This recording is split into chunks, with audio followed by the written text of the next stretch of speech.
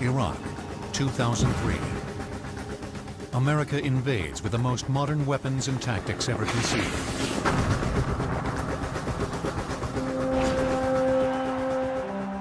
However, the technology employed to bring the enemy to its knees in only a matter of weeks is directly descended from another conflict, fought more than 140 years ago, the American Civil War.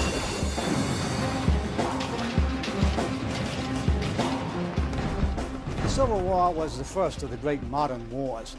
In its 4 short years, warfare evolved some 500 years to what it had been.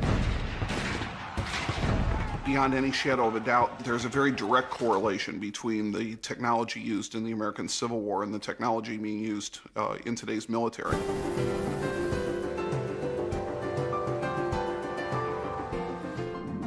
In fact, newfound discoveries, such as the first Union ironclad warship, the USS Monitor, raised from its 140-year-old watery grave in 2002, reveal a quantum leap in technology beyond any previous conflict. Today's modern warship was born right here. This is the first instance of the movable turret that allowed every gun to be brought to bear on any target. This was the death knell of the old system. The armored protection for guns was born here. This is the granddaddy of them all, the USS Monitor. The technology of the Civil War reaches back to the Industrial Revolution that began in the last decades of the 18th century in England. It was a time of profound transformation that resulted in new manufacturing processes. By the 1850s, the Industrial Revolution was firmly established in America. Well, I think the key components in the Industrial Revolution is the idea of using machinery to do what used to be done by hand. And also, with machine-made production, you have interchangeability. And with interchangeability, you can mass-produce things. By the mid-19th century, mass production industries had been developed mainly in the North, which controlled 80% of U.S. factories. But in 1860, 84% of all Southerners worked in agriculture. The cotton industry was booming in the South. The differences between these two separate societies, coupled with the issue of slavery, set the stage for the conflict. Industrial technologies were transformed from peacetime to war. The Industrial Revolution harnessed man's intellect with interchangeable parts to create some of the most devastating killing devices known to man in that era.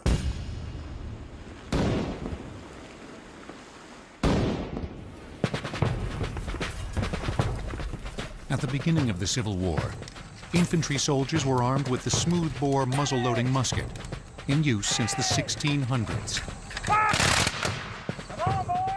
The weapon was time-consuming to load, and its rate of fire was 3 rounds per minute, with an accurate range of under 100 yards.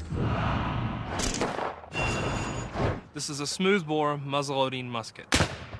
Paper cartridge containing the bullet and powder will be withdrawn from the cartridge box. The cartridge would then be formed with the teeth, the powder charge will be dumped down the barrel, and the ramrod would be withdrawn. You'd use the ramrod to ram the cartridge down the musket barrel. Then the musket could be cocked, take a priming cap, place it on the nipple, and the musket will be ready to fire. The American muzzleloader was grossly inaccurate because a ball did not fit tightly in the muzzle or the barrel of a gun.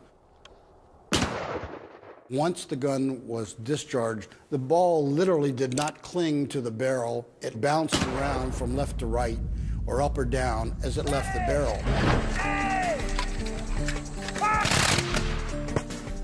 Two new technological innovations dramatically improved the accuracy and range of the weapons used during the Civil War. The first was rifling. The process involved cutting spiral grooves into the inside of the gun barrel. This gave the projectile a spiral twist as it was fired, increasing the accuracy. Rifling, practiced since the 1600s, was done by hand. However, by the time of the Civil War, rifling a barrel with a machine lathe was far more precise, and weapons could be mass-produced. This machine operated and had a cutting edge in it. And as the barrel was turned around that cutting edge, it would groove into the barrel and you'd have rifling. Then, the round musket ball, in use since the 1400s, was redesigned into a cone-shaped slug about ½ an inch in diameter and an inch long. It is largely attributed to a Frenchman, Claude Minié. He invented or conceived of a ballistic-shaped missile. At first it was called the Minié ball, but Americans simply referred to it as the mini ball.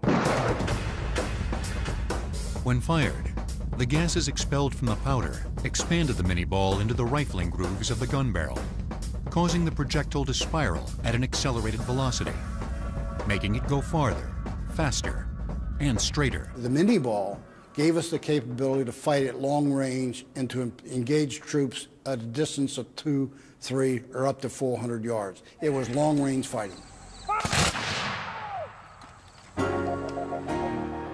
From 1861 and throughout the war, over 1.5 million Springfield rifled muskets were mass-produced, most of which were purchased by the Union Army. The Springfield's rate of fire was still 3 rounds a minute. However, its range was vastly improved to 500 yards. This is an 1861 Springfield muzzleloader. Since the Union invested in the Springfield early in the war, it became the basic infantry weapon used in the conflict. However, weapons technology continued to improve with a rifle that loaded from the breech, or back end of the barrel.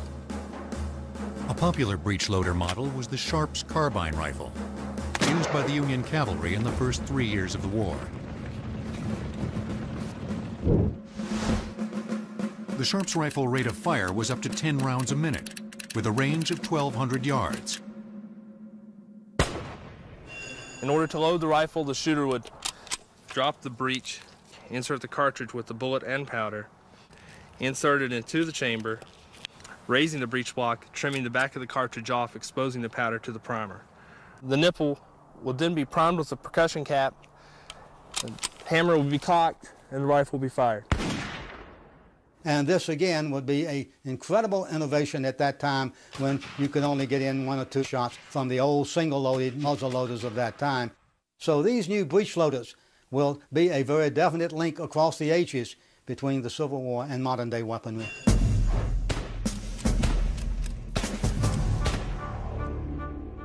Firepower continued to improve when B. Tyler Henry invented a rapid-fire rifle. From 1862 to 1866, 13,000 Henry repeater rifles were manufactured. Its rate of fire was up to 30 rounds per minute, with a range of 1,000 yards. This is the Henry. It is a repeater. It's a 13 shot. To load it, slide the magazine follower all the way forward, unlock the magazine tube. Its spring-loaded magazine used a fully self-contained rim-fire metallic cartridge. You close it, hold your follower, follow your ammunition down, lever the action, which will bring a shell up. Already got another one in the chamber. The soldiers were so enamored with the Henry rifle that they finally said you could load it on Sunday and fire it all week. Commanders never realized the effectiveness, the deadliness of these weapons in plotting strategy.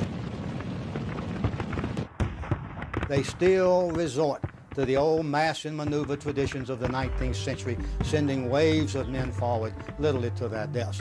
You see this no more tragically than in Pickett's charge at the Battle of Gettysburg, where 15,000 men started across that field. Half of them were killed before they got to the Union lines. Fire! The same technological advancements that accompanied the rifle were also introduced to the cannon. Before the war, the typical cannon was a muzzle-loading, smooth-bore weapon with a rate of fire of 3 rounds a minute and a range of 2,000 yards. Fire! This cannon is a muzzle-loading cannon. It loads the ammunition down the barrel, and the men on the front of the gun do all the cleaning of the barrel, and they also do the loading of the new round. The men at the rear of the gun prime the piece and fire the piece. Fire! This cannon was very effective at close range, but had an effective range of only 1 mile.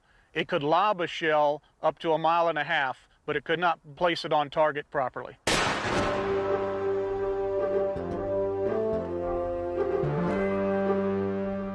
Robert Parker Parrott, a retired Union artillery captain who turned to metal foundry work as a civilian, made advances in the technology of manufacturing cast iron, which allowed industry to create stronger cannon barrels that could be rifled. The powder is deadly at 3,200 yards, almost 2 miles.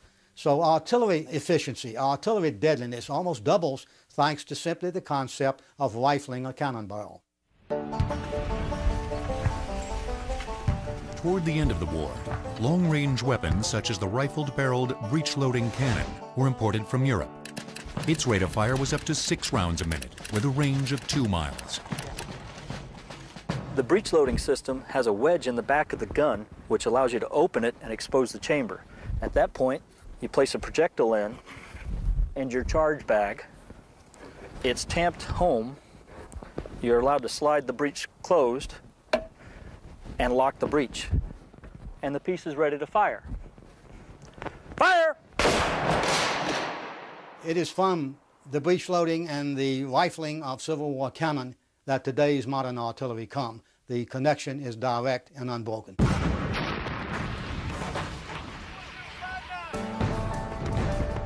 Civil War battles were not only fought on land. Sea power played a pivotal role in the war between the states. The navies on both sides searched for ways to control ports and the high seas. The tactical solution would come from shipbuilding technology that would change the course of maritime history.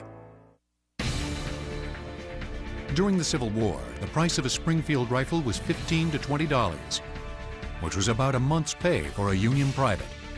Civil War tech will return on Modern Marvels.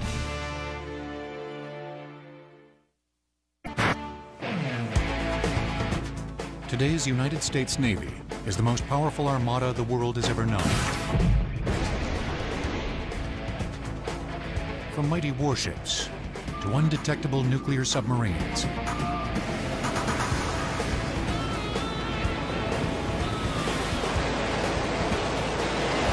It has an uncompromised global reach.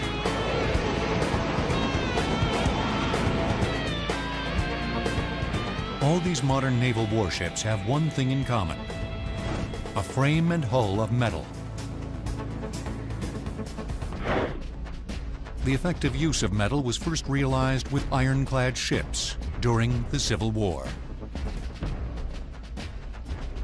Civil War ironclads sort of made the molds from which every military vessel from then on was cast. Deploying conventional wooden warships of the time, the primary strategy of the Union was to create a complete naval blockade of the southern states. It was called the Anaconda Plan. Like the beast that it's named after, the anaconda, of course, strangles its prey. And that was the idea that the Union had, was to strangle the Confederacy by blockading her ports. The Confederacy's answer to the Anaconda Plan was one word: ironclads. In 1861, the Confederates raised the Merrimack, a sunken Union ship,